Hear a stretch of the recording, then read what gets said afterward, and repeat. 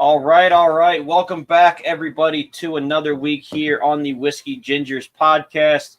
As always, I'm Brandon, and we're rejoined by former special guest, friend of the show. You can call him Spenny in the Nets. You can call him Spenny Sandwiches, but the internet calls him Spen Harris. Spen, thanks for joining us, buddy. Hey, call me whatever you want. Just don't call me late for dinner. No, never has been, never will be. Whiskey Gingers kind of works because I'm like 50 to 70% ginger.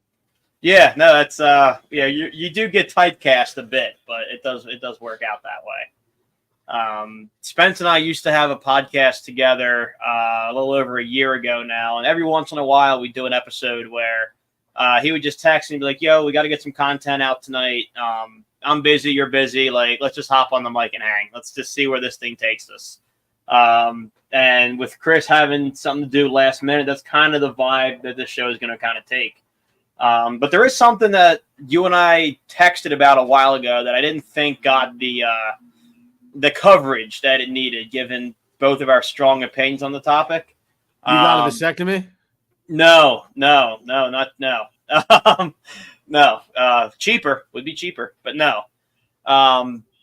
Spen has another account called Spenny Sandwiches where he reviews some of the best food of North Jersey and the Manhattan area.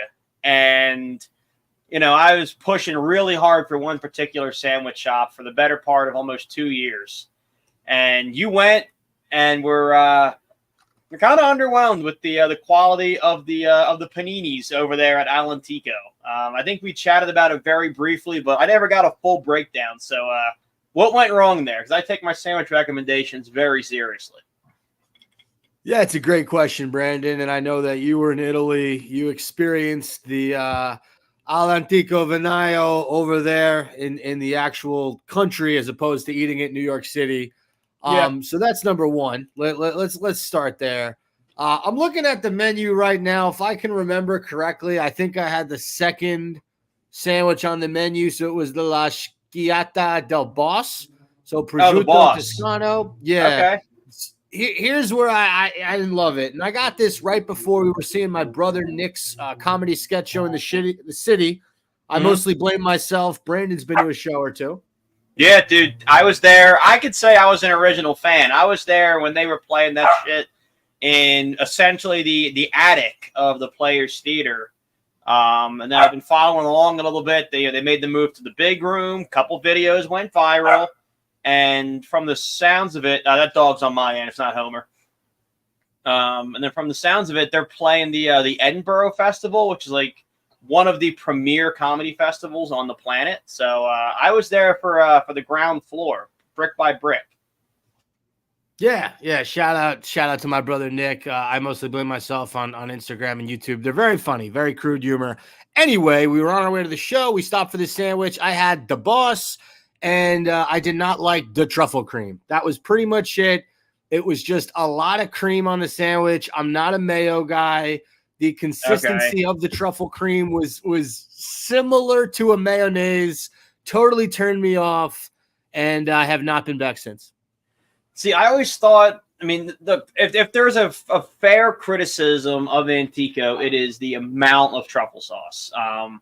It's a phenomenal sandwich. It's for my money, it's the second best panini in Italy, right behind Pino's, which was my favorite all along. And they don't use the truffle sauce there. They let the ingredients speak for themselves, which I appreciate. If anything, maybe some hot peppers or something if you're gonna do a condiment. So if there's a fair gripe to have with Antico, it is the amount of sauce. That being said, I think it's a little bit closer to like a whippercott than it is to a mayo. Which I like. I like whippercott. Everybody does. So that's why I think for me it works. But if you're gonna come to me with a criticism and say there's too much cream, I can't say I haven't had the same thought at one point myself. I'll tell you this, Brandon. I'm not opposed to trying it again. Obviously, you gave it a stellar recommendation, and there are other sandwiches on the menu I can order. In the last year or so, I've become obsessed with mortadella. And there's a place near me. They do this insane mortadella, mozzarella, pistachio cream sandwich, and they have a sandwich on this menu at Al Antico Vinayo, the La Paradiso. And Yeah, dude. it's exactly what it is. Mortadella, stracciatelle, pistachio cream, crushed pistachio. Yeah. That's that was I haven't had it in New York because typically when I'm at the New York one, I've done the Boss, which I don't mind. And then the Favolosa is one of my go-tos because I like their spicy eggplant. But yeah, the Paradiso is another really good one if you like mortadella. I might have had that one. I might have had the Favolosa. I had one of the two. So the Favoloso is like a spicy salami. Right, but there was a ton of cream on that one too. So their original menu is like 8 sandwiches, and all of them have the pecorino cream, except for the caprese, which is, as the name suggests, the caprese. Okay. I can't remember which one I had, but whichever one I had, it was definitely creamy. Yeah, so no matter what, you're not going to be able to avoid the cream there. So I think you've said cream too much in this podcast. Yeah, I mean, fortunately, we don't rely on YouTube for our views, but there is a chance that this gets flagged by YouTube for the amount of cream usage in a 6-minute span, which is usually about how long it lasts anyway. Around me, cream, get the money, dollar bill, yo. I want to get your take on something actually, and we don't usually talk about sports on here because Chris isn't a big sports fan, but I was listening to Dante DiVincenzo. It was an old interview. It was him on Point Forward, I think, with Andre Iguodala and Evan Turner. And he had this weird take, and I wanted, because you hoop a little bit. He said when he's playing, when he's hooping, he wants to be the only white guy on the team. He said there's something about, having another white dude there and having to share like the white basketball success spotlight. So when you're out there, at the park, putting up some shots, are you tracking the other white dude competition? It's a good question. Didn't think I'd have to come on here and talk about race. Definitely wasn't on my bingo card. It just depends on the park. I mean, I don't know. Does it mean more to you? Like if you're playing on a 5-on-5 and there's like another white guy who can kind of hoop, are you like, I got him? Like, are you trying to make a point? No, I'm not. I'm not trying to make a point. Because that was his take, and I thought it was a little bit bizarre. Well, okay, Dante DiVincenzo is an actual athlete. What I like about the fact that I'm a fat white guy is when I pull up to the courts, it don't matter if you're black, white, Hispanic, Asian. You look at me and you say, this guy can't really hoop. And It's funny because, I've been going to this 24-hour fitness. They have courts, and I started going in March. And when I first pulled up, every Tuesday and Thursday, they have 4-on-4 runs at 7 a.m. And I was really killing it the first few times I played there. Now I realize everyone's kind of gotten used to me. They don't necessarily look at me and think, oh, he's a fat white guy. They look at me and they're like, hey, he can play a little bit. And now I'm actually getting beat up like someone who is expected to be good at basketball. So now you're getting treated like an equal. Yeah, I'll definitely use the pigment of my skin and also the fact that I'm on the heavier side. I'll definitely use that to my advantage in playing someone for the first time. But if they know me and they've played me a few times, I lose the essence of surprise. Yeah, whenever I'm up in North Jersey, I can hear sometimes in hushed tones around the streets of the Brian Scalabrine of North Jersey. I'll say this. I haven't met a hooper on Brooklyn Nets Twitter. And for those who don't know, I do a Brooklyn Nets podcast called Fireside Nets. Been a Nets fan since they were in East Rutherford, New Jersey. I have not met someone on Nets Twitter that is better at basketball than me. So if you're on Nets Twitter, hashtag Nets World, you think you can take me one-on-one, you can't. Dude, New Jersey really gets the shaft when it comes to sports teams. Because if you think about it, you have 2 teams located in New Jersey that everybody thinks of as a New York team. And then the only team, I shouldn't say the only team, you have the Devils. But the only team headquartered in Jersey up and left to go to New York. So you lost the only thing you ever really had. I guess, but tell me, why does everyone from New York move to New Jersey? I mean, Yeah, you're right. I mean, you got rent prices are better. You got a little bit of land, peaceful way of life. I know. I mean, there's the great what's the word I'm looking for? The great migration to Hoboken. Just hop on the train across the under what the hell they call that? The one that goes The under the Lincoln water. Tunnel. No, not that one. The train. The not the is it the path? No. Are you talking about the subway, Brandon? Yeah, it goes on. Yeah. Secaucus Junction to Penn Station. Nah. Yeah, well, I guess the path goes from Hoboken to that's yeah, that's what I'm thinking of. Okay, yeah, I mean the path.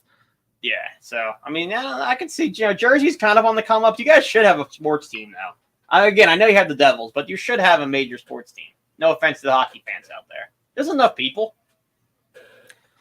We should have a sports team. You did.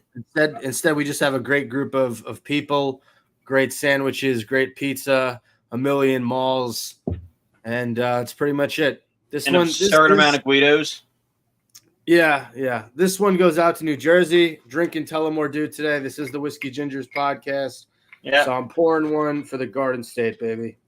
Here's to your better neighbor across the river, Philadelphia. This is your podcast. I'm not going to get into debate with you right now.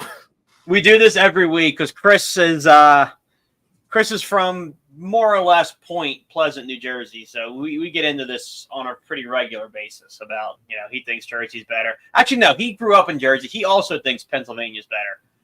But Chris is a bit of a hick, so it fits his lifestyle more. Although that's South fair. Jersey, I don't know if you spent any time down there. It's a lot of hicks. No, different state to me. Yeah, fair enough. Speaking of South Jersey, I was down the shore for Memorial Day. Dude, have you been? When's the last time you were on a boardwalk? I was at the beach last week. I took off a day of work and went to Long Branch. But an actual boardwalk, probably a year or two. It's been a while. I think like I went Fallujah out there, dude. Oh yeah, it's crazy. I mean, it's New Jersey boardwalk scene is absolutely wild. Yeah, they had to declare a state of emergency because there was a stabbing in Ocean City. Somebody pulled a gun, I believe, in Sea Isle. And then Wildwood, there were fights almost every block for a 3-mile-long boardwalk. Like, they had to bring in reinforcements. There was cops in, like, flak jackets and shit, man. It was... Yeah, I mean, a few things there, right? Like, my after prom was at Wildwood. Probably the most alcohol I've ever consumed in my life was that 2-day weekend. Most people were there for 3. I don't think I could last 3 days. And in terms of people going nuts at the boardwalk, I mean, New Jersey in the summertime, people just get a little too excited. That's what it is. All year, we got to deal with the shit weather in the winter, the fall, the spring, summer comes around. Guys can take their shirts off. Girls can wear bathing suits, and people just have no freaking idea. They can take their shirts off too. Sure, yeah. I mean, yeah, whatever. But like people have no idea what to do. So they take out guns and they stab each other and they get in fights, and that's usually why I stay up in North Jersey. That's a really bad referendum on the state of New Jersey. When we get bored, we start stabbing and shooting. Yeah, I mean, OJ passed away this year, so. What, in his honor? What the hell is that supposed to mean? It was unrelated. This one's for you, Juice? Like it was unrelated. I was watching the show with Cuba Gooding. I don't think it was. You said we start stabbing people. OJ died. It was like a tribute. All right. This one's for the Juice stab. Oh my God. Yeah, that didn't get enough coverage. Actually, I forgot the Juice kicked the bucket. He's great in the Naked Gun movies. You can't convince me otherwise. Yeah, you got to say what you will. Great actor. Great football player. I'm not sure what else he's known for. But yeah, me neither. Yeah, I mean, the rest of it's pretty negligible, I guess would be the word. But so we have a bit of a disagreement where I thought we had a common enemy, and evidently we do not. You are pulling for the worst villains in the NBA, the Boston Celtics, in this upcoming NBA Finals, and I'm frankly disappointed because you think you know a guy. Like, what has Boston done to me? Right? Like, I went to college in Boston. Oh, I went to college in Massachusetts, but I had friends I got to go back Boston. and pull. Yeah. I got to go back and pull the tapes. There's definitely been some spend tirades on Boston's behalf. All right, like, is Boston, the coolest place in the world? It's not. And are there people, some of the dirtiest in America? They are. But, okay, like, Kyrie Irving did so many terrible things to the Brooklyn Nets while he was here. And then he demanded a trade. And the Nets, I'll give them credit. They tried to send him somewhere he didn't want to go. Like, they took the best deal. So if you look at what KD and Harden, right? Harden wanted to go to Philly, he got to Philly. Kevin Durant wanted to go to Phoenix, he got to Phoenix. Kyrie wanted to go to LA, and he went. And he got Dallas. The Nets tried to fuck with him, and that's pretty petty, work. And it's awesome. It didn't work because guess what? Nothing bad has happened good. Basically since he's been in Dallas. Him and Luka are two killers. Yeah, last year was far from all sunshine and rainbows. He got traded midseason. Yeah, you're right. He got traded midseason. He goes to Dallas right before the deadline. I mean, yeah, they weren't going to click at first. That was a test period.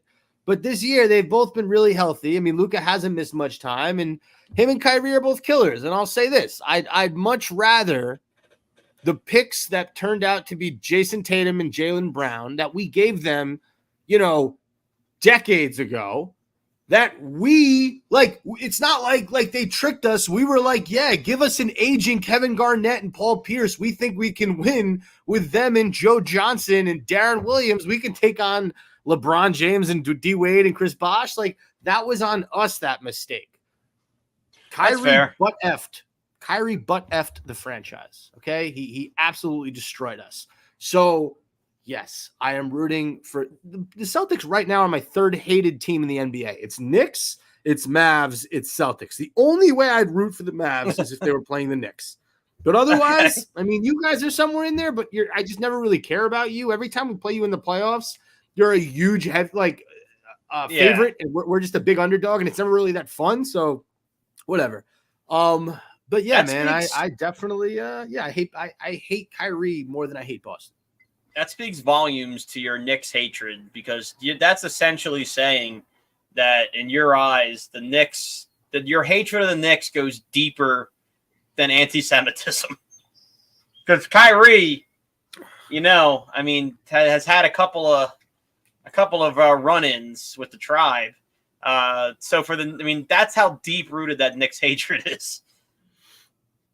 Yeah, no, you're right. Listen, you bring up a great point, and I don't condone anti-Semitism at all. I'm Jewish, by the way, for those listening. I'm a bar mitzvah, or I became bar mitzvah when I was 13.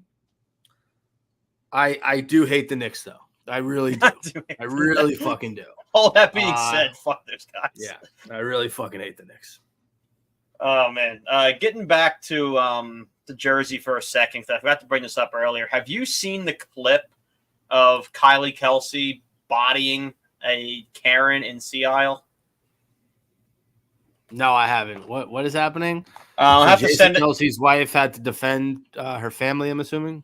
Yeah, I'll send it over to you, so you can, I'll kind of fill in the air in the meantime. But essentially, the Kelseys go down the Sea Isle on the Jersey Shore every summer. They're loved there. They go out in the public, and people got pretty comfortable. And the Kelseys are awesome. They took all kinds of pictures, autographs. Like, they were super chill about everything, and they had this one date night to themselves. And this woman, as soon as you look at her, she's going to be a problem. She walks up to Kylie, asks her for a picture. Kylie politely says no, and this woman goes on a tirade of, "You'll never be welcome in this town again. Don't ever come back here. We don't want you here." All this stuff. And rather than take the celebrity high road where you just kind of walk past and, oh, she's not worth it, I think the Delco came out of Kylie a little bit in that. And taller than I thought she was. Just immediately kind of bodies right up to this woman and gets right back in her grill to the point where Jason Kelsey, Hall of Fame center, pretty generally mean dude on the field, just kind of takes a step back and just kind of, you can see his weight shift, and he goes, she's got this, and just lets his wife go to work. I watched the video you sent. Kelsey's are a tough bunch, man. I personally wouldn't fuck with any of them. Not the kids, not the parents, not the uncle, not the uncle's girlfriend. No. I don't know, man. I'll tell you this. It's definitely beyond my expertise or just overall knowledge of the human psyche, but I think it's bizarre how insane some people act when it comes to celebrities or people of notoriety. It baffles my mind. Like, if I'm walking in New York City and I see a famous actor or something, I might give a head nod. Like I'll give you an example. You know who Andy Cohen is? Yeah. All right. So like a few weeks ago, I was meeting up with my boy for dinner, and he walks by me with his kid in the stroller. And I literally I'm looking at him and I just go, "Oh, what's up?" And he's like, "Hey." And that was it. I'm not going to ask for a picture. I'm not going to lose my mind. Like, and I'm not a Bravo guy, so I don't watch a ton of Andy Cohen, but let's say it was Michael Strahan or someone I really cared about. I do the same exact thing. The fact that some people lose their motherfucking minds and can't control their behavior, like it's part of the human psyche I'll never understand. Yeah, there's like this weird, this weird sense that like famous people owe you something, or like you've helped make them what they are in some capacity, as if Karen Johnson didn't watch the Eagles this season, that Kylie Kelsey would cease to be famous. Like it's baffling to me. And it was kind of cool. Just the dichotomy of two things. There was a TikTok that went, I wouldn't say viral, but it got popular earlier in the week, where a girl was on her morning walk with her coffee and passed Kylie Kelsey doing the same thing. And she made a TikTok about it, not with her in the video. She's like, "Oh, when you pass Kylie on your morning walk, but it's your only peaceful time of day, and you imagine it's the same thing for her, so you don't bother her." Like you're saying with Andy Cohen, like he's with his kid, like, leave him be. And Kylie sent this long note about how, like, "Oh my God, this is so refreshing. Thank you so much. You're next time you see me, please come say hi." Like, if you do the right thing one time, like most athletes will be like, there's like a respect level. And it's like, "Oh, hey, absolutely, let's take a picture, or send me your address, or where are you going to be later? I'd love to meet." Like, they'll try to make it right if you just aren't a dick right off the bat. Yeah. Yeah, I think you're right. And guess what? If someone doesn't want to take a picture with you, move on with your life. Yeah, they're not owed. They're not owed that. It was just, crazy, it was kind of crazy. It was funny to see. I want to get your take on it on like a relationship level, because like there are some jobs where like you just let your wife or girlfriend you're gonna handle this one. Like, I'm taking my hands off of this situation. And Jason had such a like that vibe about it. Like, he already knew no matter what he did, Kylie was gonna lay into this woman. So he just kind of sat back and was like, "You know what? I'm gonna let her handle this one. She's got it." Like, you also have to factor in gender into the equation, right? If it was there's nothing he can do. If it was a guy up in Kylie's face, I'm sure he probably steps in and drops the guy in a punch. Oh, for sure. But you can't. Like, what are you gonna do? No, I'm not saying in like an aggressive sense. Like, I think it wouldn't have been strange if he tried to diffuse the situation either. Like, if he was just kind of like got in between the two, like, "All right, Kyle, let's go to dinner or whatever." But like, he's known her long enough, and he knows that zone where he's like, "I'm not touches with a 10-foot pole. She's got to get this out of her system right now." Like, are there situations where you're like, in your like relationship chemistry, you're like, "She's got it. This is a her thing." In a good way, I mean. Like, stuff like that. No, I get what you're saying. I don't think that me or my wife get in a ton of confrontations. Yeah. I do know that if she's handling something, and like I think me and her could be good cop, bad cop, and I can be good cop and she can be bad cop. So if she wants to be tough with someone, I'm not going to get in her way and try to be nice to the person. Yeah.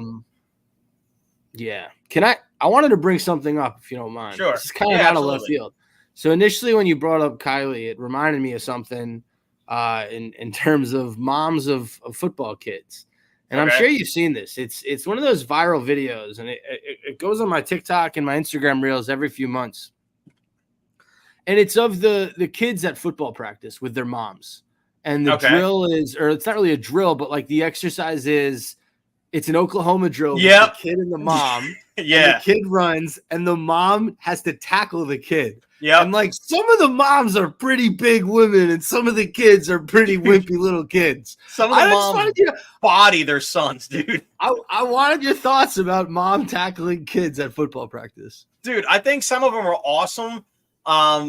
Like there's like, and I'm gonna put this as gently as I can. Like there's some where it's a little less impressive than others. Like there's some moms where like your son doesn't have the physical capacity to tackle you, and I'm gonna leave it there. There's others though where like you could tell like mom played lacrosse, field hockey, something at a collegiate level, and just brings the boom to some of their sons. I think those are awesome and hilarious. The other ones is like, this kid never had a shot. But like, I love seeing the former athlete moms like go back into that zone, even though it's pee-wee football, and just lay the wood on some of these kids. I also just think it'd be so funny if like the moms fuck up their kids and the kids get like legitimate like concussion or something, and it's like you go to school the next week. Like you go to school the next week, like how'd you get hurt? You're like, well, my mom tackled me at football practice. That's a weird answer. Yeah, it is. It's like, well, yeah, it reminds you of you're a Seinfeld guy, right? I am, yeah. It reminds you of when Kramer's taking karate lessons and he's fighting like 8-year-olds. Yeah, the same shit. Like, oh, you guys been in the same building? Oh, this is my class. They almost beat me last week. Like same kind of vibes. This one's a little bit more niche, and if you haven't seen it, we'll get off the I'll pivot away from it, but there's Chris DiStefano has a bit that goes pretty well round on TikTok. It's about his dad and Chris getting expelled from school. Does that ring any bells? Yeah, I think I've seen that clip. That gives me the same kind of vibes of like, that like, I don't know, that dynamic of, his dad's going to handle this. Like, Chrissy closed the door. And he's like, I know when he uses my girly name, like shit's about to go down. And I think the ultimatum was, my son can finish the year. I'll break both your knees. And you think I'm kidding because you heard that line in the movie. I'm the guy they got the line in the movie from. Like, I would be shitting in my chair if somebody like that's like meeting Tony Soprano in real life. So it's funny. So, we're getting into dad stuff now. And you met my dad. I love my dad. He's one of the nicest human beings alive.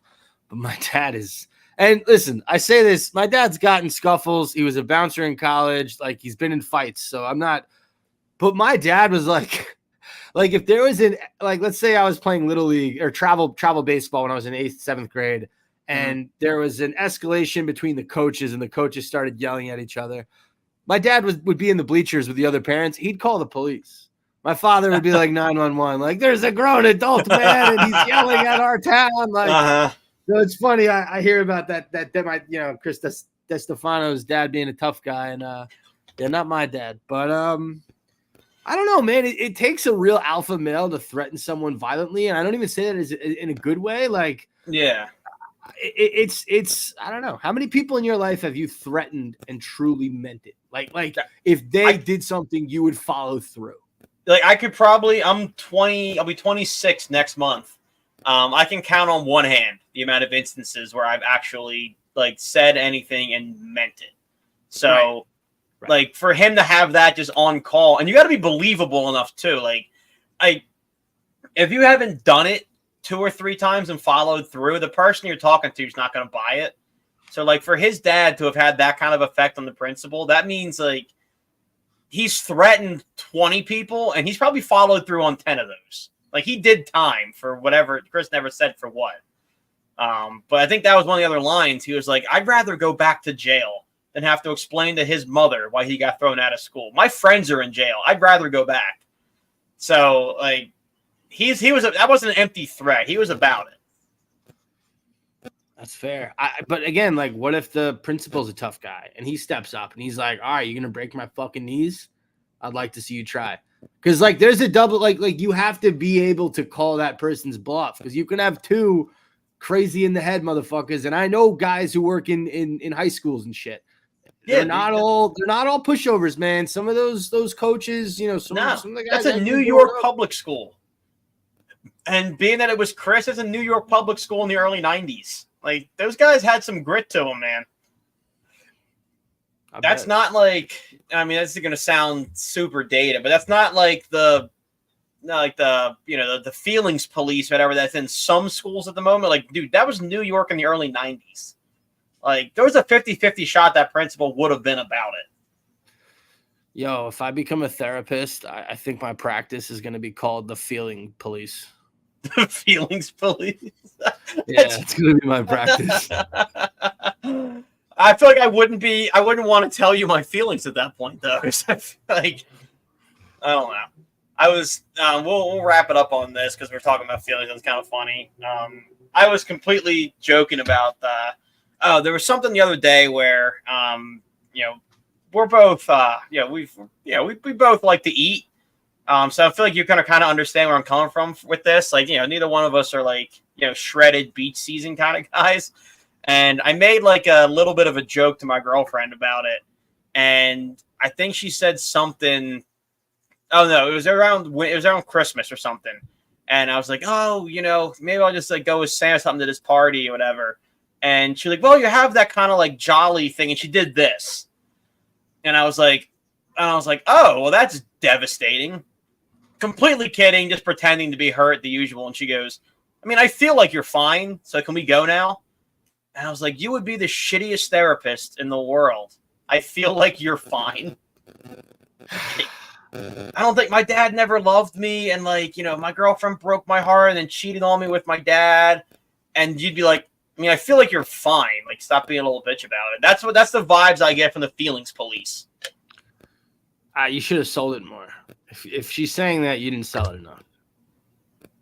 Oh, so if you have pointers on how to sell this stuff, I'm all ears. Like, how deep should I have taken that? So when she did that, right? You should have been like this. You should have been like, I don't want to eat dinner tonight. I think I'm gonna have some celery in the fridge, and I'll see you tomorrow. Just go full eating disorder. And then go in the bathroom and make yourself throw up and go, am I less jolly now? My life's jolly. And listen, then as soon as you got to sell it. And then as soon as she goes to bed, you're door dashing something, right? Because you're hungry. Yeah, no. You're going to eat behind her back, yeah. Okay, just so we're on the same page there. Because, I mean, I don't think we're talking about follow through. I don't think I have the follow through to execute that. If your girlfriend calls you fat, make her feel really bad about it. Be a man. Be a man. If your girlfriend calls you fat, fake an eating disorder. Be a man. Oh, my God. Well, for the four of you that for some reason stuck this out for the whole 34 minutes, I mean, thanks. It was everything from football to basketball to emotionally manipulating your significant others. We touched on race. We touched on religion. We touched on moms tackling their kids. Yeah, we touched on feminine, masculine energy. So this is like Fox and Friends pretty much at this point. I don't know if I want to be labeled that way. Maybe. I don't really either. I'm just thinking about the topics that we hit in a half hour. And we're more like that politically neutral show on BBC that nobody watches. Shout out to BBC, the show. And yeah. Anyway, before this gets any worse, Spen, thanks for joining us again. I know I think you just dropped a new Fireside Nets. So where can people find that? Where can they find Spenny sandwiches? Where can they get the goods? Fireside Nets, follow our Twitter at Fireside Nets. The last episode is only on YouTube. Not sure it will ever be on anything else. So follow us on YouTube too. Fireside Nets. Spenny sandwiches. I try pretty good sandwiches around the tri-state area. It's at SPENNY sandwiches on Instagram. You can follow me on TikTok at Spenny Harris. I also post my Spenny sandwich reviews on there as well. Brandon, thank you so much for having me on. It was a blast to drink whiskey with you and be a ginger. Sweet. Well, I'm Brandon. He's Spence. Tonight, we're the Whiskey Gingers. See you later.